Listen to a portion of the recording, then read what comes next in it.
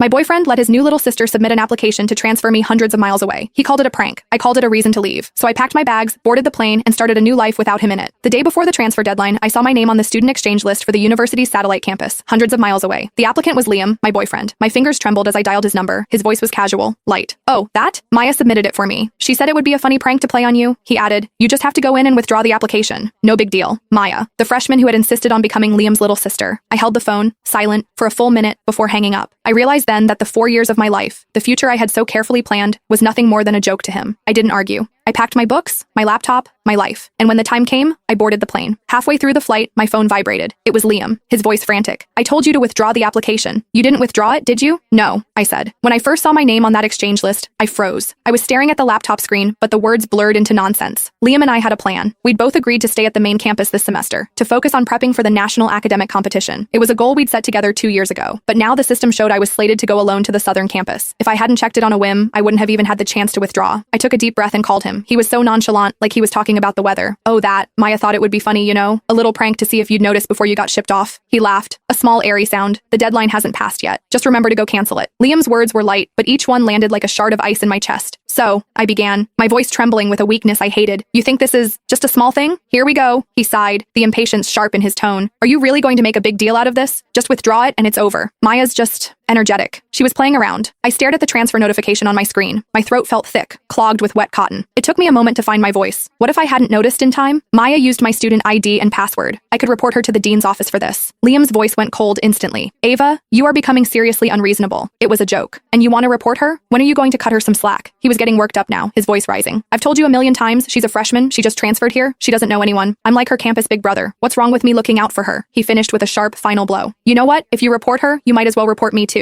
The line went dead. The dial tone was a high, piercing whine that drilled into my ear, pinning me to my chair. I held the phone, my own shocked face reflected in the dark screen. The sounds of the library around me faded into a distorted silence. High school to college. I'd known Liam for 5 years, dated him for 4. He was my boyfriend, the upperclassman who had guided me through the confusing first days on campus. I thought back to freshman year of high school, when I'd hidden in a library carrel, crying because I was homesick. He'd found me, sat with me, and talked me through it with a gentleness that soothed the ache in my chest. I remembered the homecoming dance our sophomore year, when a senior girl wouldn't leave him alone. I'd walked right up and looped my arm through his, claiming him. The way he'd looked down at me then, his eyes crinkling with a smile. After the dance, walking me back to my dorm, he'd asked me to be his girlfriend under a sliver of a moon. 5 years had woven him into the very fabric of my life. Everyone said we were the campus golden couple, destined to walk the same path. We'd already planned it all out. After graduation, we'd stay in this city, get an apartment, adopt a cat. We were going to carefully transplant our student love into the real world and watch it grow. Everything was supposed to run on its designated track, smooth and steady, toward a bright future. But now, I was staring at a cold, digital notification that felt like a punchline to a joke I wasn't in on.